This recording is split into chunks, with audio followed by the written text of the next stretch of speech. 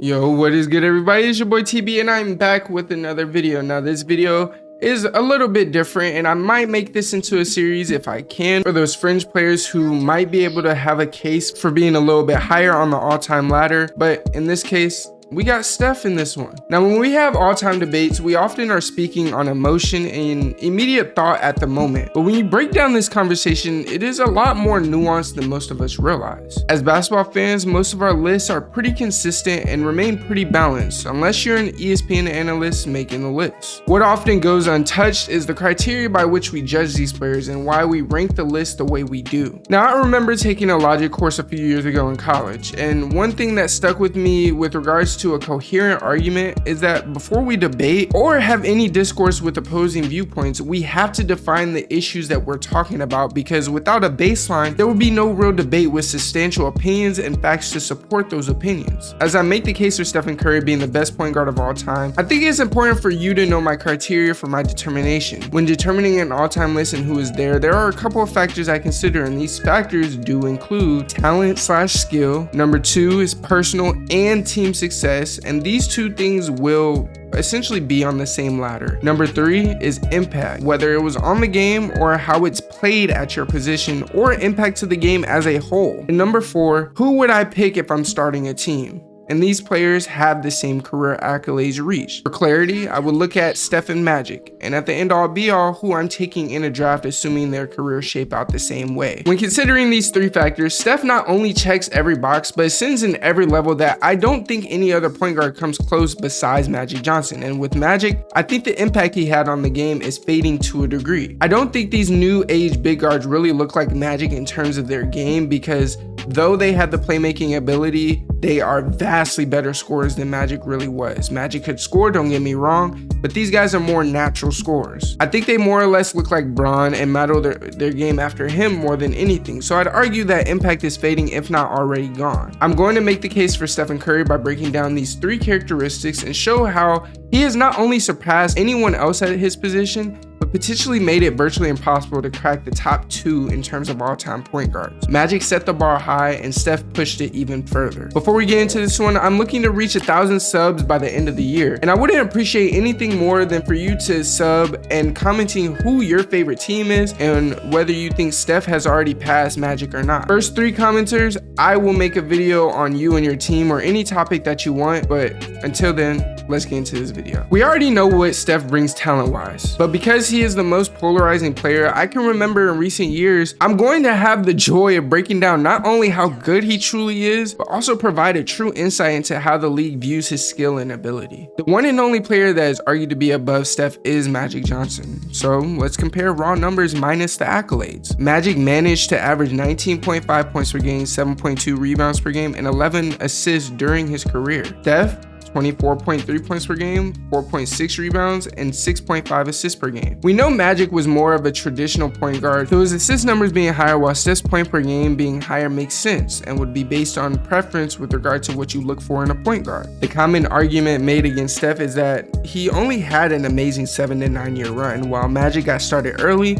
and won a ring twice in first 3 years in the league. Now, my rebuttal to that is that the Warriors didn't have a winning season or anywhere close to a winning roster until Steph's 4th season in the league. His 4th year was Draymond's rookie year, Klay's 2nd year, and even Harrison Barnes' rookie year. Overall, this Warriors team was pretty young with 5 rookies and 7 players that have had 5 years or less in the league. The oldest guy on this team was Richard Jefferson, who had been in the league 11 years at this point. Besides him, the eldest player was Andres Biedrins. At this point, the 2012-2013 Warriors were in the last stages of a rebuild that started with drafting Curry in 2010. Even without being on a contending team, Steph still averaged upwards of 22 points per game, with his 3rd season seeing a dip, but that was the year where he got injured and he only played 26 games. The fact of the matter is, Steph has always been Steph, but the Warriors haven't always been the Warriors. Once Dre, Klay, and Harrison Barnes were drafted, it took the Warriors just 2 years to win a title. Magic, on the other hand, was drafted to a team that had the best player ever in Kareem on his team. And though that this was the only major player on the team, from that point forward, the Showtime Lakers were built and a legendary era begun. But I cannot give Magic the nod when he was given a vastly better situation than Steph. For context, let's look at who the best player in the league was when Steph was drafted in 09. At that point,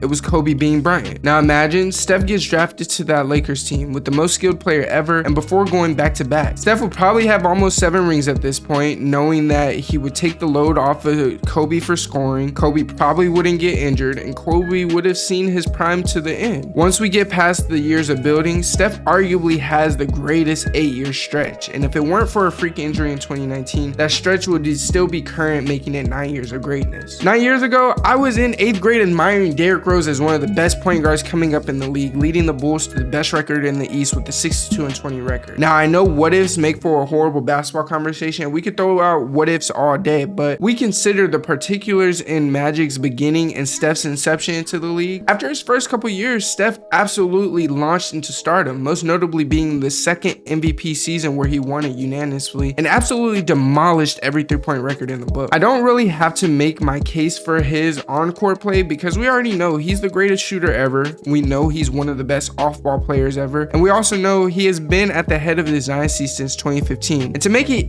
that even more crazy, his best year points-wise was just in 2020 where he averaged a career-high 32. Many speak to Steph's defense as being not good, but I'd push back with the fact that he's averaged just under 2 steals a game for his career. But also the fact that when the Warriors needed him to truly be a great defensively once KD left, he put more weight on and has improved that aspect of his game. Looking at his shooting in all-time ranks, he is a 43.5 career 3-point shooter, which is 6th in the league all-time. The person that leads is Steve Kerr, but the difference is Kerr only shot about 2 threes per game, whereas Steph averages 9 attempts in his career. In some years, he surpassed that, shooting 12 a game. Steph is in a league of his own because even when we try to compare some modern shooters who are above him on the list in Duncan Robinson and his brother Seth, they get their looks in a very different way than Steph. In Steph's best year, his brother was a spot-up shooter 27% of the time. The same year, Steph was a spot-up shooter just 9% of the time, and Seth doesn't come close to Steph in attempts. Duncan Robinson is pretty close to Steph in attempts, but we all know Duncan spots up majority of the time, more specifically 33% of the time, which means 1 out of every 3 shots he shoots, he's standing still. Steph is literally the only top 10 shooter all time who isn't a spot up guy, and the guys that are even comparable to Steph kind of get embarrassed by Steph, with Ray Allen shooting 40% in his career and Reggie Miller shooting 39.5% in his career. If I haven't made that case for you already, here's a stat that should move you. It took Reggie Miller 1,389 games to make 2,563s. Ray Allen, it took 1,300 games to make 2,973 threes. Steph, on the other hand, it took him 699 games to surpass both and make 2,495 threes on 43.5% shooting. Not only did they not sniff Steph's efficiency, but they also took so many more games and relied on screen curls and someone else passing them the ball to make their shots more often than Steph does. To add to the deadly shooting ability, since 2013, Steph is a top 5 rim driver behind Giannis, KD, Bron, and Blake Griffin. He's an elite finisher at the rim and quite honestly doesn't get enough credit for his finishing ability. He's on the top 5 list with guys I'm sure could bench him, and that's not a fluke because for his career, Steph scores 1.2 points per drive to the rim, which ranks him near the top of the league of all players, not just guards, all players. When we were talking about Steph and the Warriors, the success obviously started after his 5th year in the league. In the talent portion of this video, we explain why his first couple years were unsuccessful with regard to team ball, but individually, Steph didn't make an all-star until his 5th year. In today's NBA, that is a bit late compared to these newer players that are stars after their 3rd or 4th year, but compared to who was in the league at the time, this isn't all that shocking. Here's a list of the players that made all-star before Steph was honored. You have CP0, you got Kobe, you got Brandon Roy, Tony Parker, Chauncey Billups, and that was in 09. In 2010, you had Steve Nash, Jason Kidd, Deron Williams, TP, CP, and Brandon Roy. And in 2011, CPO was back, Manu Ginobili, Deron Williams, Russell Westbrook. And before you have a fit, there was a time where Russ was better than Steph, and it wasn't close. I'm sorry, it was probably 1 year or 2 years, but there was a time. But finally, the last year before he made the All-Star team, the West team had Kobe, Russ, Steve Nash, and Tony Parker. Not only was everyone that made the All-Star team over him on winning teams, but they were an integral part to those winning teams. So again, most of the negatives against Steph are all team-related issues. Every year he missed the All-Star team, he averaged almost 20 points with the exception to his injury year where again he only played 26 games. The first time the Warriors were a winning above 500 team, they had a bunch of talented rookies in Steph. The team was finally built properly around Steph, and in 2 years he had a ring and an MVP to show for it. The best part about Steph that we don't see from most players is that his personal success directly affected the team's success, and it came to fruition with the ring. Added with the ring, Klay and Draymond were catapulted into stardom and were able to showcase their talents as a result. He was the first ever unanimous MVP. He has the record for most threes in a season with 402 and has remained at the top 3 team in the league since 2015. Steph has revolutionized the modern game of basketball forever. At this point, it's not really up for debate. We all understand how Steph has changed analytics as a whole and has teams realizing how efficient shooting the three can be. The way he has found his success and has absolutely destroyed positional boundaries that have been a staple of basketball since its existence is astonishing. What gets lost in the shuffle sometimes is truly how great Stephen Curry really is. We get caught up in the fact that despite them getting KD for a couple rings, Steph did that without him as well. Steph is that kid that was in your class that solved a problem in a completely different way that's even confusing for the teacher. But with time, the class ended up catching up and found a better way to solve the problems at hand that Steph had already figured out. Steph reached his own level and will leave behind a new look NBA. Steph didn't invent the 3-ball, but at this point, he's the poster child for it. He's leading a revolution and changing the way basketball is played for years to come. It's not just the shot that sets Steph apart, it's the range and accuracy. Dude shoots 30-footers like they're floaters, and though his shot really isn't technically sound because most trainers don't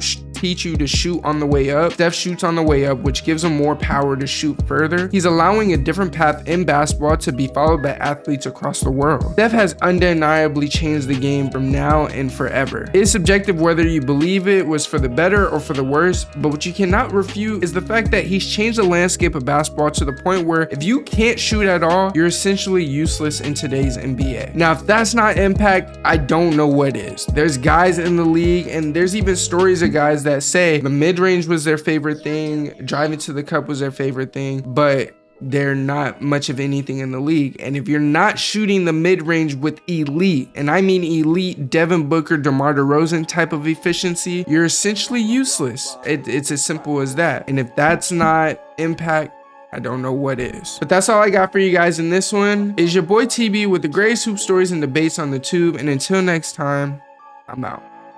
Peace. They do have a timeout. Decide not to use it. Curry, way downtown. Bang! Bang! Oh, what a shot from Curry! With 0.6 of a second remaining. The brilliant shooting of Stephen Curry continues.